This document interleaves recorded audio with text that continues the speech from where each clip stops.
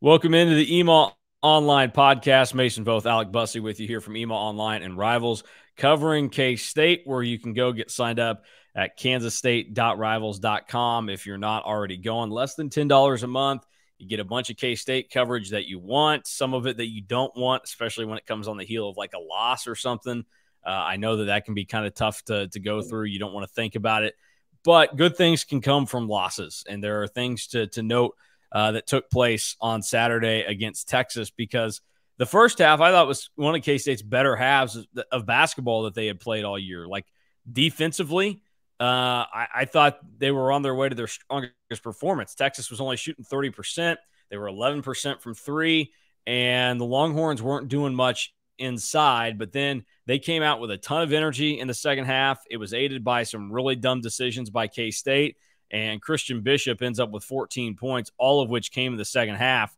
And a team in K-State that only gave up 8 points in the paint in the first half gives up 22 in the second half, and Texas just dominates the final 20 minutes. And K-State had a chance. They had the lead with a minute left to play, but they couldn't hold on, and I think that kind of comes down again to like they weren't able to get stops in the second half when they absolutely needed them. And some of the final plays, like just bad decision making by K-State and not looking like they had the best idea of what they were trying to do. So a tough loss for K-State. I mean, a brutal loss would be one of the best ways to put it, because they had a chance to be tied for first place in the Big 12 with their win on Saturday, and with another home game coming up on Tuesday. Instead, what they've done, they now are two games back in the Big 12 title race. And you start to have concerns about what comes next for them, because they're going to have TCU tomorrow and then a road trip to Lubbock before they embark on a little bit of a road swing against Oklahoma. So we'll see how it ends up playing out. But what were your main takeaways from the loss on Saturday for K-State, Alec? Yeah, I think you kind of hit on one of them there with the play that Christian Bishop had, particularly in the second half. For him to kind of give Texas the push he did in the second half on Saturday was massive. I mean, all 14 of his points come in the second half. He goes 6 of 8 from the field in the second half, goes to the free throw line once or twice and goes 2 of 3 from the line.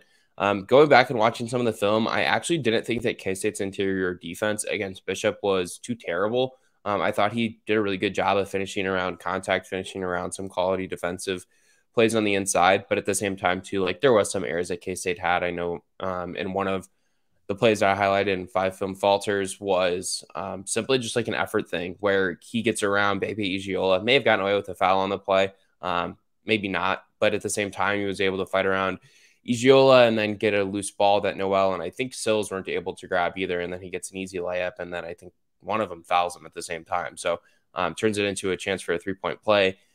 I just think that one play kind of is a good epicenter to maybe start and just kind of think that maybe K-State didn't play as hard in the second half as Texas did. And I think, Mason, you can kind of tie that back to just like the first couple of minutes of the second half. I think Texas comes out to like, what was it, a 14-3 run to start the second half. And you could just see the energy on their bench. The rest of the K-State bench, the K-State players on the court, and even like all of Greenwich Coliseum, I felt like was at its loudest in those first moments when Texas scored, because there was so much energy coming from the Longhorn bench and the Longhorn staff. And it was pretty cool to kind of see them all kind of rally together at that point, because I think that they kind of felt the importance of that game from a Texas perspective with them going to Allen Fieldhouse on Monday night.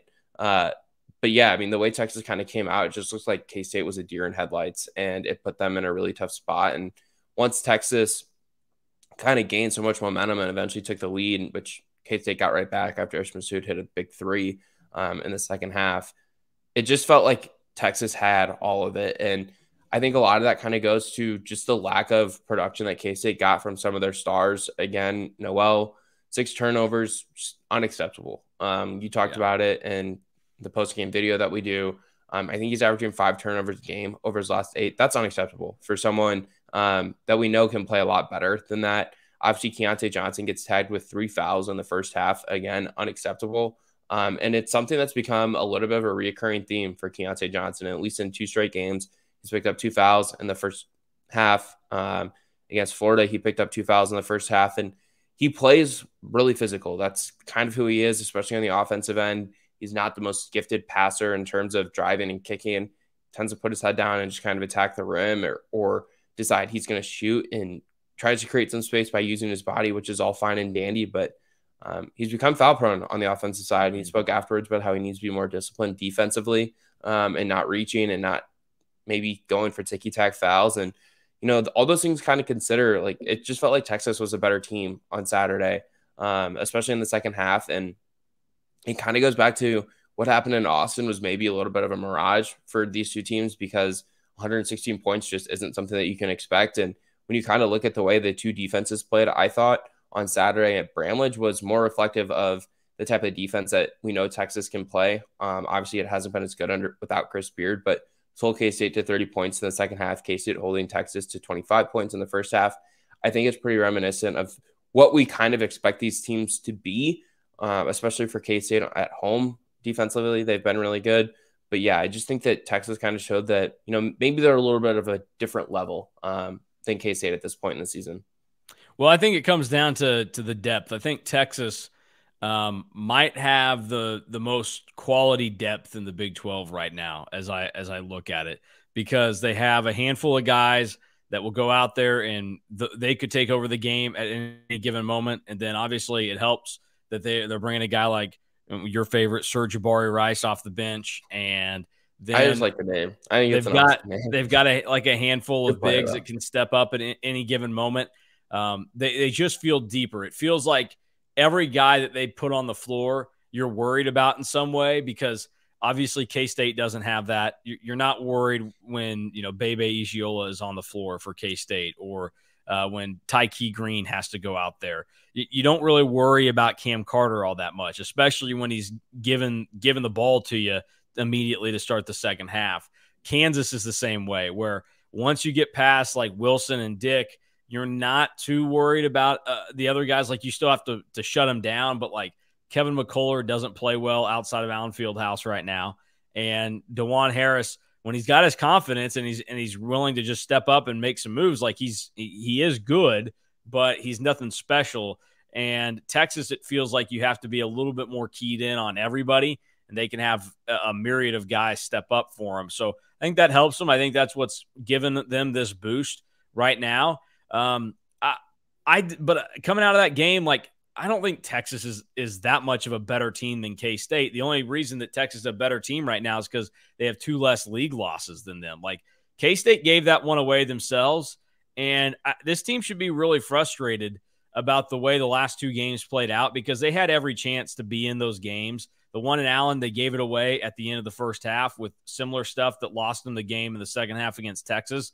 They were bad in their shot selection. They turned the ball over like crazy, and they were really bad turnovers. And the same thing against Texas, where K-State, the first 2 times that they touched the ball in the second half, Cam Carter gave it away to the Longhorns, and they scored, and immediately that 11-point lead was dropped down. So K-State's just not playing very smart basketball right now. And I don't know the best way to get a team to refocus in and play smarter again. I thought we saw good strides from Keontae Johnson on Saturday, back to being a more efficient player, but he's got to play smart and learn how to keep himself in the game, because picking up 2 quick ones is really stupid.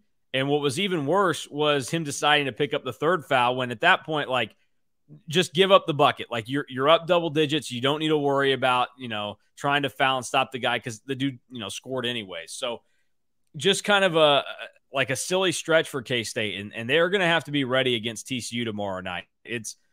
They're probably fortunate that Miles and Lampkin will be limited, but I imagine we probably see them. It seems like there's like good trends for both of those guys, so we'll have to wait and see.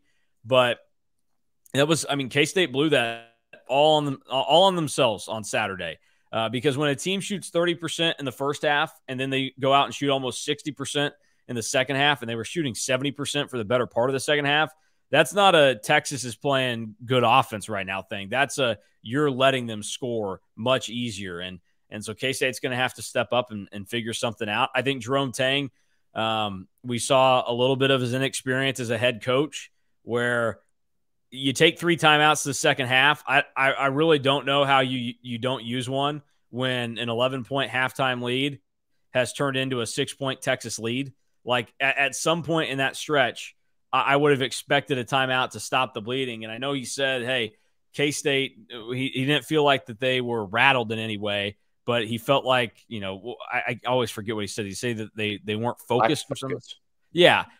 Those are the same things to me, honestly. Like, those are both very dangerous slopes to be going down as a basketball team. And if you're not focused against a team that is as good as Texas, then that's going to be a problem, because that team will go and shoot 60% against you in the second half, especially if you're turning the ball over. So I think a lot of problems for K-State right now. They're all problems that can be fixed. They are all problems that we know K-State is better than what they've shown, but they're in the position where they got to prove it now. Their only win in the last 2 weeks is against a mediocre Florida team at home. So you've lost 3 straight league games, and albeit 2 of them in tough places that not many people win, but you absolutely blew a huge opportunity on Saturday against Texas. And I'm not going to let them off the hook for it, and I don't think people should. They played bad in that second half on Saturday, and it's frustrating to see how they've kind of put themselves in a big hole now, because you're rooting for Kansas tonight to get one against Texas, and then you're going to have to be on your P's and Q's the rest of the season if you still want to be in this Big 12 title race. And as I said a couple of weeks ago, it's time to quit talking about this team like the cutesy little story of, oh, they were really bad the last 3 years and Jerome Tang is doing awesome things. This team was in position to be competing for a Big 12 title. We need to talk about them like that. They have the talent to where we need to talk about them like that, with Noel, with Johnson, with the upside of Tomlin and some of the other pieces they have. And, I mean, Jerome Tang said it after the Kansas game. He said to expect to win. Well, K-State has not won their last 3 league games. And so if you're expecting to win, that should probably piss you off. And I think that's where Jerome Tang is right now, which is a good sign. I think he's well aware of the situation. He was obviously very disappointed in how things played out Saturday, saying that the fans deserved better. I just think that they're going to have to step it up. And that's why I do anticipate they come out and play pretty well against TCU, or at least they have the effort and energy level up there. The only issue would be is if, again, they don't match up well with TCU, and TCU comes out and is able to match it. But I think we should see a big performance from K-State tomorrow night. Yeah, I think Tuesday's game against TCU is a good opportunity for K-State to kind of show some of the toughness that they have this season, because it's really the first time that they've really been challenged in this type of manner. I know they've got the 4 wins in overtime this year. A couple of those actually coming down in the Bahamas. Not the Bahamas, sorry. I guess, yeah. The Cayman Islands. Are those in the Bahamas? Yeah. I got no clue. I'm not a big outside of the U.S. travel guy, so I could not tell you. Yeah, I guess the Cayman Islands. We'll get real technical with it. Obviously, they have a couple overtime wins down there. Another really big one against Kansas and Bramlage. So they've had to fight through some tough moments, but nothing like this where they've been challenged after a couple tough losses to come back and get some wins. And I think that's one of those things for this K-State team that, you need to come back and beat this TCU team. I think they get a fairly favorable part of their schedule right now. I think they probably just went through maybe one of the more difficult stretches of a Big 12 schedule that you can go through, with 2 of your 3 games being on the road at Iowa State and Kansas. And then the one home game you get is against the best team in the league at this point in Texas. The only thing that I can think of that is more difficult than that is what Texas has just went through with their 4 games against Tennessee, Baylor, at K-State, and at Kansas. Like that's ridiculous from a national perspective. But TCU on Tuesday for K-State, then you get a road game at Texas Tech, which I don't think is a gimme by any stretch of the imagination. Like, I don't think that that's a game that K-State should be like, all right, we're rolling in here and we're leaving with a win because Texas Tech will pop you. I know they got pounded by Baylor in the second half and it ended up not being a very close game on Saturday, but we saw Texas Tech beat Iowa State down there in Lubbock last week. We know that they are capable of playing with K-State because they did it in Bramlage for a majority of the game until the last 5 or 6 minutes of it. And then you get a game against Oklahoma, another game that you should probably win. And then you get to play Iowa State and Baylor at home. And, those are 2 games that if you're at home, like, you should probably win. Yep. So does K-State battle off 5 in a row here? I don't know. Maybe that's a little bit unrealistic, but are they able to win 2 or 3 of them and then get to that latter stretch where it's Iowa State and Baylor? And you're kind of playing with what potentially house money at that point as you fight for maybe a number 1 or number 2 seed come Big 12 tournament time. So yeah, I think that this next kind of stretch for K-State is really going to show the toughness of this team. It's really going to show the togetherness of this team and their commitment to just improving upon some of their weak spots. It's something that I think we've seen them really excel at this season is after losses, they've rebounded well, in my opinion. But now it's individuals needing to kind of regroup and get back to the level of play that they're probably capable of. And speaking mostly to Marquise Noel, and, I don't think that he's the most wildly difficult player in the country to defend at the point guard spot. And a lot of that has to do with the fact that he's 5'8". Kansas put a wing on him. They put Kevin McCullough on him. They put Jalen Wilson on him. And that really frustrated him and Allen. And I know he played pretty well in Bramlage against Kansas, didn't have the scoring output that he normally does. And I think K-State was fortunate to get that from someone like Desi Sills in that win. But, I don't think that defending Marquise Noel is the most difficult thing on the planet. If you have a really talented defensive guard, put him on him. And that's what Texas did with Tyrese Hunter. And Hunter did a really good job holding him to 10 points on 4 of 11 shooting, 0 of 5 from the 3-point line. And then if you've got a wing, and we know the Big 12 is filled with lots of talented wings, you put a wing on him. So Marquise Noel is going to have to do a job of getting creative and finding new ways to be successful offensively. And I think part of that, falls on the coaching staff as well, Mason. Yeah, no, there's no doubt about it. Noel is shooting less than 32% from 3 since the loss in Fort Worth earlier in January. So he's not been the most effective shooter since then. And now we've seen him go and have some rough shooting nights last week from 3 where he really struggled there. So we'll see where it goes. I think for Noel, it comes down to he plays on a fine line of careless versus confident. And you need, for Marquise Noel to be effective, you need him to play with that confidence and to take some of those shots and to make some of those plays. But it's going to be on this coaching staff to – I know Jerome Tang tried to put it on Noel after the game and was like, he's got to figure this out with the turnover thing. As a coaching staff, you have to find the way to kind of scare him straight on that. And don't scare him so far to where we don't see like a confident Marquise Noel anymore. But at least get him in a position to where you can tell him, hey, this is being careless. Be smarter with it. Because I think the carelessness that we've seen is some of the shots that he's throwing up, even though they look similar to some of the heat checks he threw up earlier in this stretch where he's playing well in the season, there is a little bit of a difference to them. They look a little bit more forced.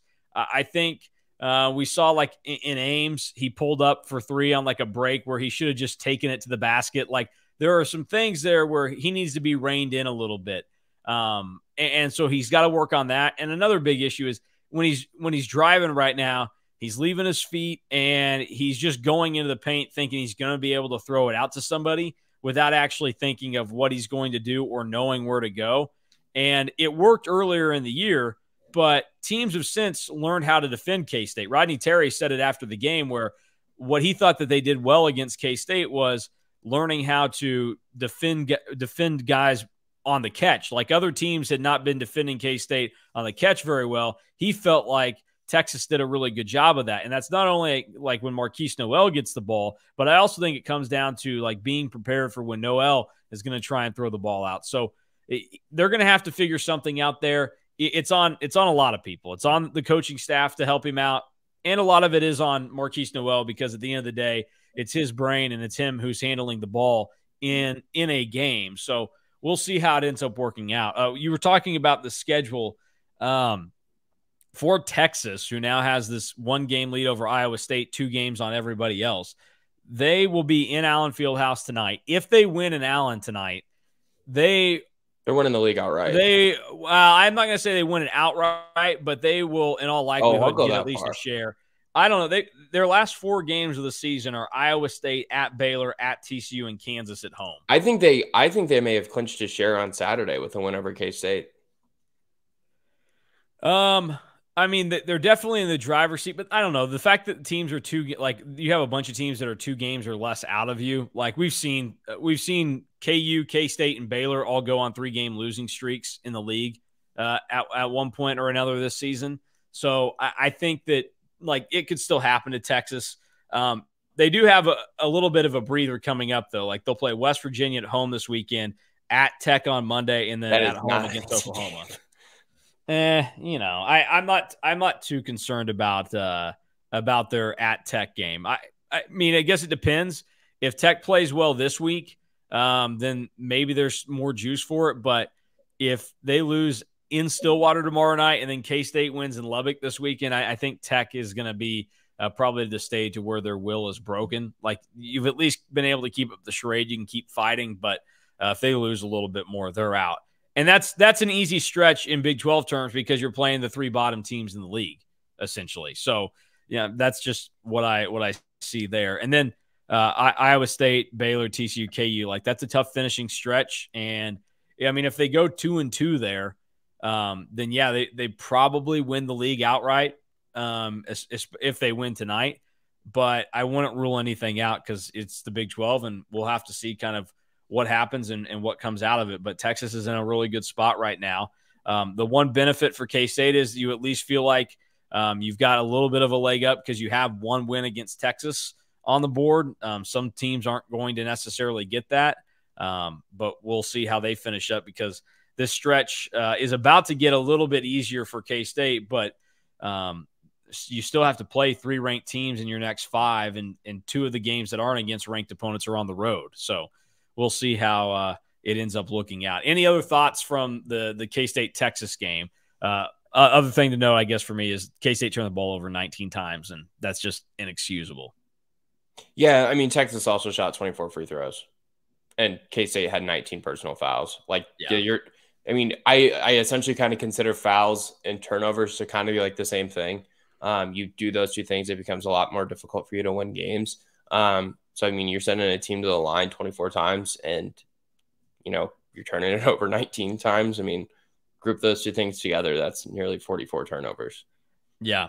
Texas was kind of on a similar path. Like, the game was pretty even, but what it comes down to is K-State was just a little bit worse in those departments. They had 2 more turnovers than what Texas ended up with, 19-17, and K-State ended up with actually 2 less fouls than what Texas did. But Texas, like you said, they end up shooting more free throws. And, I mean, one of the kickers ends up being Tyke Green's foul at the end of the first half that gave Texas 3 free points. And I don't know. It's a tough thing to look at. And a little thing, I know that in a game where there's a lot of plays that end up happening, you can say, hey, everybody's going to end up in a situation like every play is important, but some plays are more important than others. And fouling a guy that's just heaving one up before the half, inexcusable. You can't have that happen.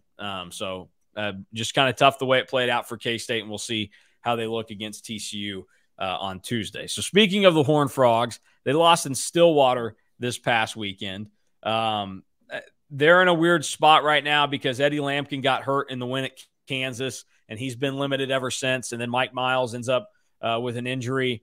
Was it a hyperextension that they said against Mississippi State? So we'll see what kind of output you get from those guys. Neither of them played in the game at Oklahoma State this past weekend.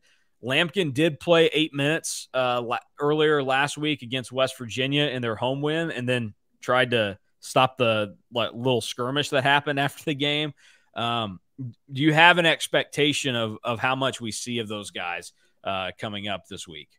I'll be honest, I don't. I haven't really started too much game prep on the Horned Frogs yet, which includes a lot of reading on the availability of those 2 guys, obviously. But at the same time, too, like, you just can't put a lot of stock to what coaches say before games. I mean, TJ Altenberger said before the game at Iowa State that Caleb Grill didn't practice and probably wasn't likely to play, and that was obviously a straight lie because he played the following day. And of course, like, it was revealed after the game that it was all part of the plan for him to play against K-State and then not play against Mizzou because of the back issues that he was dealing with at that point in time. But looking at TCU, obviously this is a team that handled K-State pretty handily down at Schollmeyer Arena earlier this year. TCU wins 82-68, and I feel like that final score is closer than what the game ever actually really felt like it was, Mason. I don't know if you feel the same way or not.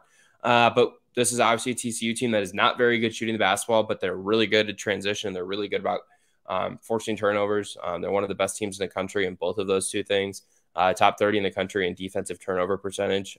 So that says a lot about the type of team that they are. And then they play pretty fast. They like to be able to get layups because they're not a very good shooting team, like I said. So it becomes really important to have Marquise Noel not turn it over 5-6 times like he has for the last 5, 6, 8 games, whatever your little stat is there. That's a good stat. I like it. I keep referencing it. He's going to need to play better. And obviously, if Mike Miles is active and Mike Miles is healthy, that's something that really challenges K-State because Miles is a really good player. And he has enough size to where he can kind of frustrate and change the way Marquise Noel maybe has to play. And it's not just the two stars. Emmanuel Miller played really well against K-State earlier this season. We know Damian Baugh is a really good player as well. I mean, this TCU team, I think a lot of people, if they get healthy, I think a lot of people are really high on them because they're older, they're experienced, and for a lot of the similar reasons to Texas, those things are really important come NCAA tournament time because, you know, you got a really experienced roster, but then on top of that, you've got some talented players, especially in the backcourt with someone like Mike Miles for TCU, and even at Texas, you've obviously got Marcus Carr and Tyrese Hunter and Serge Rice. Yeah, no, it's going to be important, and we'll see. I mean, if Lampkin doesn't play, that's huge for K-State. That helps them match up much, much better against TCU. Another thing to consider is this is another team that K-State played without David Gasson earlier in the season. So could Gasson help there? We'll see because he seemed to make some of an impact against Kansas, but also like he wasn't – I didn't feel like he was much of a factor in the game against Texas. So we'll see what he can provide for him. Emmanuel Miller, he torched K-State the first time, 23 points for him. Then Lampkin had 17. Mike Miles wasn't very efficient in the game. He still poured in 13, so he still did some things, and he has the ability to kind of take the game over and put TCU on his back. But it's huge if Lampkin is out because K-State has to worry about one less big physical guy inside because K-State really doesn't have an answer for a guy like Eddie Lampkin right now. The guys that they're going to have play down low are pretty thin and frail, and so they're not going to be able to kind of body up as well as you would maybe like. That's why I thought K-State should have more success with Texas, and that's a reason why it's probably so disappointing to see how they defended inside against the Longhorns on Saturday because Texas, I don't feel like any of those guys are just like overly big body dudes that K-State couldn't have handled. They just didn't play defense well enough. And we saw there was a play that Texas ends up scoring on. It was Bishop. Maybe it was one of the ones at the end of the game. But again, Bishop, who is a left-handed player, is getting played like he's a right-handed guy. Like K-State is essentially, I think it was Bebe Ijiola who was down on him, plays him to where it's easiest for him to go towards his dominant hand. And Texas finishes easy on that. Like, I think the post defense, something's got to be fixed here. I don't know if it's you got to rewire the players' brains on how they defend down there, or if whoever's coaching that aspect of it has to tighten things up a little bit. But the post defense has been terrible this year, and it's not gotten better. Guys don't look like they're making good decisions down there. So we'll see if K-State can show some signs of improvement in this game against TCU. Another thing to consider is TCU isn't a great three-point shooting team. They shoot under 30% from three on the season, so you don't have to worry too much about that. But guys like Miles or Miller will take them occasionally. So this should be a fairly easy understanding of what TCU is going to do for K-State. And that's why I think if K-State comes out and just plays good basketball, they'll beat TCU. They're better than TCU. But if they don't play smart and they let TCU kind of kill them the way they did last time, K-State's going to be in a world of hurt. Yeah, and I think it all comes down to how much K-State turns it over, because what did they get killed with in that game earlier this season? Turnovers. Yeah. 26-8 points off turnovers. TCU won that battle the first game. So it comes down to Marquise Noel, I think, not turning the ball over. If he doesn't turn the ball over, I think K-State's going to be in a good position to win the game. And if he does, they're probably going to be playing from behind again. And I think going to the interior defense side of things, we saw them kind of do different things when Florida came to town with post trapping and sending a help defender stand in the middle of the paint against Colin Castleton. So he couldn't kind of pass to a cutter to get open looks at the rim. But K-State didn't do a lot of those things against Texas, which I found to be a little bit intriguing, even though Bishop isn't someone who's your traditional big-bodied guy, and neither is Disu, but both those guys are pretty skilled around the rim. Both of them finish at high rates around the rim. Both of them, I believe, are over 67 or 65%. I think they're close to 70% or something like that from shots around the rim this season. Those two Texas bigs are. So K-State needs to be better interior defending against the rim. or defending at the rim, I guess I should say. Their 2-point defense is currently 130th in the country. That's obviously not very good. And Yeah. a lot of that kind of comes down to the way you're defending against the rim, because a lot of teams aren't taking tough twos, because tough twos are the worst shot in basketball because it's not a high efficiency shot. Why take a deep two when you can take a couple steps back and take a shot that's worth 3 points, or take a couple steps in and get a shot at the rim that's worth the same amount of points? So K-State needs to be better at defending the rim. And I think a lot of that, like you said, is going to be important to see how David Gasson kind of plays and contributes against TCU. But also they need Naquan Tomlin to be better as a rim protector, I think, on Tuesday against TCU.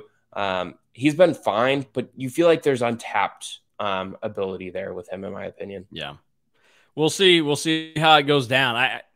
I just, it's weird. And I don't want people, like, K-State did a good job of defending Colin Castleton, but like he is the kind of big that K-State can match up and defend a lot easier down there than what TCU would bring to the table, especially if Lampkin is available. And that, like, I think that's the big wild card. If Miles and Lampkin don't play tomorrow, K-State should win the game by at least 15 points.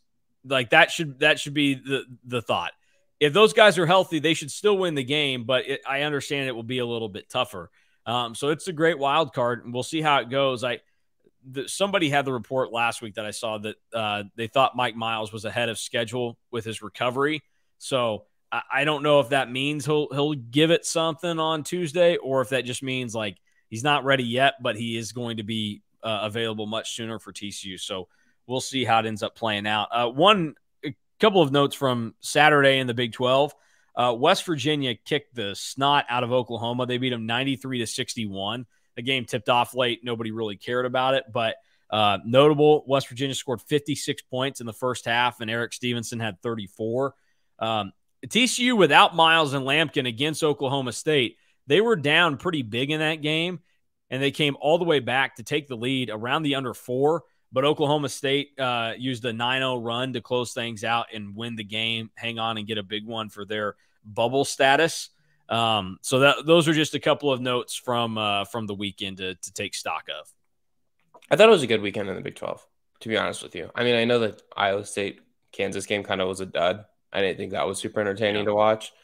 But other than that, I thought it was a pretty entertaining weekend, all things considered.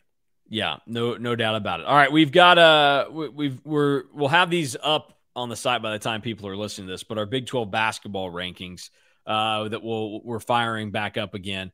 You and I are pretty similar.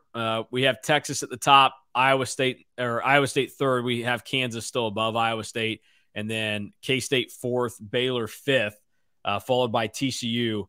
And then you've got Oklahoma State above West Virginia. I've got West Virginia there. And then we all are in agreement that Oklahoma and Texas Tech are at the bottom. I actually think, as I thought about it more, I think I'm putting Texas Tech above Oklahoma. Oklahoma only has one more league win than what Texas Tech does, and Tech has at least been frisky. I think the stuff in Norman is starting to kind of like get watered down. They seem to be sick of Porter Moser, which I could have told you that was going to happen. You know, he doesn't have the mystical powers of some 9,800-year-old nun that's helping him win games anymore. So I would probably put Tech ahead of Oklahoma. Where do you see the Big 12 as we stand right now with some of those spots, and where'd you come to those decisions at? Yeah, so I agree with you. I have Texas Tech 10 and Oklahoma 9, but I would hear an argument to flip those two teams. I disagree with you. I have Oklahoma State 7 and West Virginia 8. And part of the reason I do that is because Oklahoma State's won 6 of 7 games, with their only loss being at Texas. So that's obviously pretty impressive. Whereas West Virginia started 0-5 in the league, but they've gotten to 3-7, so that's impressive. But that also includes a win over an Auburn team that I'm not super high on. But they've got a big opportunity this week, West Virginia does, with Iowa State coming to town. They need that win, I think, to really help them in their tournament resume, because I think West Virginia is going to be right on that line of the bubble this season the rest of the way, and I think Oklahoma State could flirt with it as well. But I like what this Oklahoma State team has done of late. They've scored 70 points in 4 straight games, which is obviously an accomplishment for them. Caleb Boone's been really good on the inside, and they've started to get some better guard play. So I liked Oklahoma State a little bit more than you did with me putting Oklahoma State ahead of them. Yeah, no, I I think there's an argument for a lot of these to be worked out. Our boy Gabe, he actually has K-State and Baylor flipped. He has Baylor at 4, K-State at 5, which I would not think there's anything wrong with I that if think I saw that you somebody can do it. rank. I think Texas obviously has to be 1 right now, but I think you can rank any of Kansas, Iowa State, Kansas State, Baylor, and TCU really in whatever order you want. Yeah, I would agree with that, because the thing that you've got to remember about like a team like Iowa State, they have the one game advantage on K-State, KU, and Baylor right now. But Iowa State has had the friendlier of schedules to this point in time. For Iowa State, they have only played one road game against the top teams in the league, like the top 5 that we have set. That was at Kansas. But they still have to go to Manhattan. They still have to go to Austin. They still have to go to Waco. So there are 3 really tough road games left on their schedule that a team like K-State already has all of those out of the way. And a team like Texas is in the middle of going through. Like that's the real kicker with Texas that we talked about earlier. Like Texas wins tonight in Lawrence. They give themselves certainly probably, well, I would give them a guaranteed share of the league.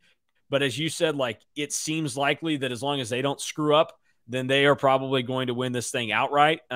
They seem to be the only team with the chance to win it outright at this point in time. But Iowa State has certainly had a favorable schedule at this point. And I think on the road in Morgantown is going to be a tricky deal for them on Wednesday. That's going to be a fun game to watch. And we talked about it last week going into it, but this is an extension of trying to determine what the league race is going to look like come the final few weeks, as we have 8 games left in Big 12 play, or 7 games. I don't know the math on it right now. But we got games left to be played, and they're starting to shrink down.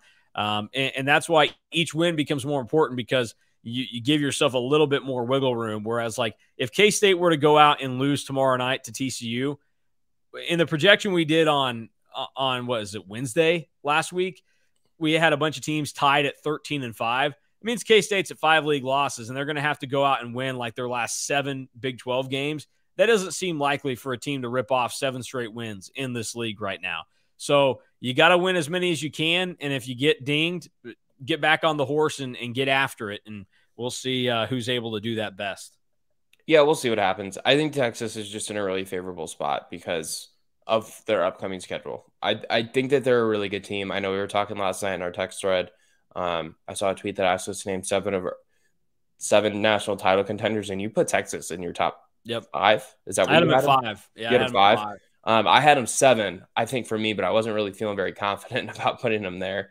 So we'll see. We'll see what happens with them. I think it's fair to say that their fall off without Chris Beard maybe isn't going to happen. And I think that the players deserve a lot of credit for that, for buying in and coming together and getting through a really tough time. And I don't think Rodney Terry gets talked about enough for the job that he's done with them too, and being able to hold it all together. So give Texas credit for getting through a really tough situation and finding ways to win tough games. Obviously they got blitzed at Tennessee, but they've done pretty well in Big 12 play. Yeah, I'll give them half credit. I don't think you deserve full credit for putting yourself in a situation like that you kind of did yourself. Like I get that, you couldn't have necessarily known that Chris Beard was going to do what Chris Beard did, but there were certainly signs that Chris Beard probably wasn't a stable dude. So I don't know that you get like a pat on the back for handling this situation poorly when you're the one that like hired the dude. I'm giving the team credit. Yeah, and, give him a little bit of credit. It's their credit. I don't know if I'm giving Chris Del Conte credit. I guess I'll give you credit for doing the obvious thing and firing Chris Beard. Like, I didn't think that was a hard decision. We'll see how it ends up working out and what goes down. But this is going to be a fun finish. And K-State is still in this thing. They still have the chance to kind of get on track, but they're running out of time to do so. And the last 3 game stretch in Big 12 play is very frustrating for them because they could have won in Ames.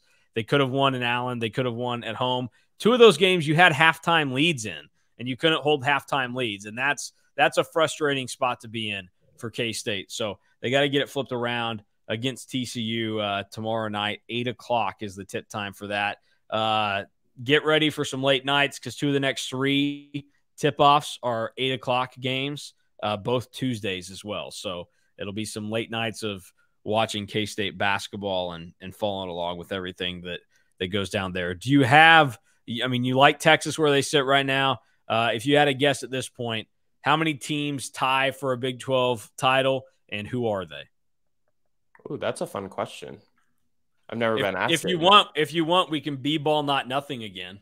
No, I don't need to do that again. I'm going through it all morning long. I'm just trying to get it figured out here. Well, looking at Bart Torvik's title odds projection, Texas has a 65.5% chance of earning at least a share and a 42% chance of earning sole possession in the league. I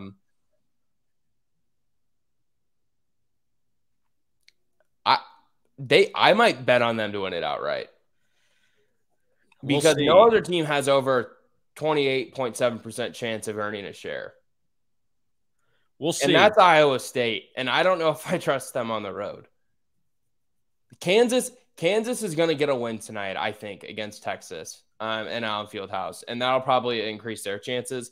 But Kansas is only listed at 11.9% by Bart Torvik right now to earn a share of the league. That's not very good. No, it's not. And a 3.7% chance to get a sole possession of the league title.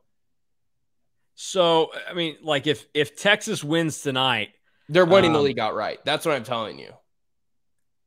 Well, yeah, we'll see. I mean, are you accounting? You think Texas isn't going to lose like 2 more games the rest of the way? Because I'm still not convinced that doesn't happen. Let me pull up the rest of their schedule again. I mean, they're going to beat West Virginia at the Moody Center. Yeah. I have I think going to Texas Tech is tough, but I think they're going to win there. They're going to beat Oklahoma at the Moody Center.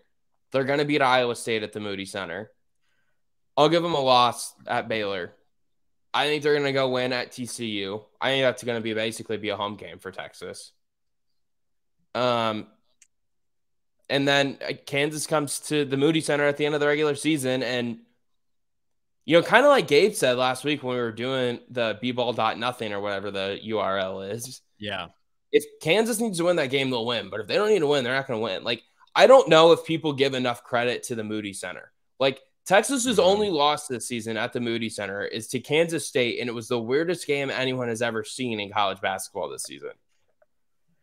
Yeah. Like, that was not easy to go play at. It's loud. It's an engaging environment, and it's an engaging fan experience. Like, it's not easy to go in there and win. And yeah, their schedule, I think, is pretty favorable for them. Yes, it is in some ways, and like they've done a good job. But also like that's a tough 4-game finishing stretch, and I have a tough time seeing any team in the Big 12 win all 4 of those games, let alone 3 of those 4. I think they win all 4 of them though. If they win 2 of them, like you said, and they handle their business against. So here's why I think that they can win it outright. Let's give them a loss to Kansas tonight, because who the hell goes to Allen Fieldhouse and wins? No one. Except for TCU. Yeah, exactly. And Christians are on their side, so they're going to win. If they win against West Virginia, Texas Tech, Oklahoma, but they lose to Kansas, that makes their Big 12 record what? They would have 3 losses. So they would be 11-3 in the Big 12 at that point. Yep. Heading into the last 4. If you win your last 2, if you win 2 of your last 4, that gets you to 13-7 in the league. Haven't we always said that that's kind of the number that's probably going to get you at least a share? 14-4? Or yeah. 13. Yeah. I mean, 14-4 as it stands right now, that means K-State, Baylor, and Kansas would have to win out to share with you. And it means Iowa State could only lose 1 more game. I think Texas still probably ends up with 3 more losses in Big 12 play. I don't think they're that good to get there at the end. And at that point, it does bring a few more teams into play. That means you think they're going to lose 3 of their last 8 and end this season 5-3. I don't think that's crazy to think of. They were the 5th most likely team to win the national title last night. Yes, but a lot of those other teams respect the Big 12. Yeah, a lot. Yeah, those other teams I'm not going to go, but like that's like another level of respect that I don't know if I'm there yet. Well, we've seen Texas be vulnerable and have these chances to lose. And again, like we said, they haven't played Kansas at all yet, so that's a big deal. Um, they have been able to survive their home games, but they haven't played at home against KU, who I know weird things are happening with KU right now, but you're still uneasy when KU comes into your building. And then you're going to have 2 road games at the end of it all as well. So we'll see. I mean, Texas is in a great spot right now. If they win tonight, they are at least winning a share of the Big 12. There's no doubt about that. It's going to come down to the 2 games against Baylor and TCU on the road. Yep. Call State. And Iowa. We'll see what Iowa State can do to them in Austin. Like Iowa State is the kind of team that could win there as well. So that's what I'm saying. Like Iowa State and KU at home, those are 2 tough games that have less left at home for Texas. And then road games to Baylor and TCU, those could be tough as well. So we'll see how it ends up going, but a lot to consider there, and we'll see. We'll wrap things up. We're recording this before the new AP Top 25 comes out. K-State lost both their games last week, so they'll slide somewhere down from 7. My guess is we see K-State probably at like 11 or 12 this week. A lot of the people that I've seen already putting their ballots out there still have a lot of respect for K-State in the Big 12, so I don't think they take some giant tumble. But if K-State wants to stay in that upper tier of teams in the country, they need to start winning basketball games again. Yeah, I think that worst are like 15. That would be, I don't think they drop 8 spots for losing in Allen Fieldhouse and then by a basket at home against Texas, but we'll see. Where do you think all that far? But where do you think Texas is now that we're looking at where everybody's sitting at? Because they're going to be the highest ranked Big 12 team. I can tell you that much. Well, they will be that. They're at 10 going into today. Virginia lost over the weekend. Kansas lost. K-State lost. And Tennessee lost. I don't know. Well, Texas probably gets to at least 5, I would assume. I mean, none of the top 5 teams lost, though. Oh, I guess Tennessee didn't lose. I'm just counting their ugly. I mean, that's not true. Purdue lost, but Purdue should stay at 1 in my eyes, but I don't know. I don't disagree with that. Oh, and Tennessee lost to Florida earlier in the week, so they did lose this week. Oh, well, we're just down. But double loss. I was still counting their loss to Auburn or their win against Auburn because it was 46-43. Like, you win a game 46-43 and you commit a foul at the very end of the game. That's a loss for another 2 team at home. On a 3-point shot. That wasn't called? Yeah, I mean, the people that are arguing that's not a foul, like, okay, that's great, but so can we start playing defense where guys just run straight through you on a shot and be like, hey, my hands were straight up. I didn't – what do you want me to do? Hands were up. The dumbest thing ever. Tennessee. I think Texas is probably 6 because I think the top 5 kind of stays in order, or I think the top 5 teams kind of hold serve, but the order of them maybe changes a little bit. Like I think Bama or Houston moves up to 2 or 2. Tennessee probably falls to 4 or 5, depending on where Arizona goes. Like the top 5 teams are going to stay there, but the order of them is going to change, I think. Yeah, we'll see how it ends up playing out, but a lot to dissect there, and we'll talk about it all come Wednesday because we'll have a game against TCU to recap with K-State, look ahead to the weekend, and a lot of other things coming your way. And again, our full Big 12 rankings up on EMA Online later today. So that'll do it for Alec and I. We are out, and we'll see you guys Wednesday.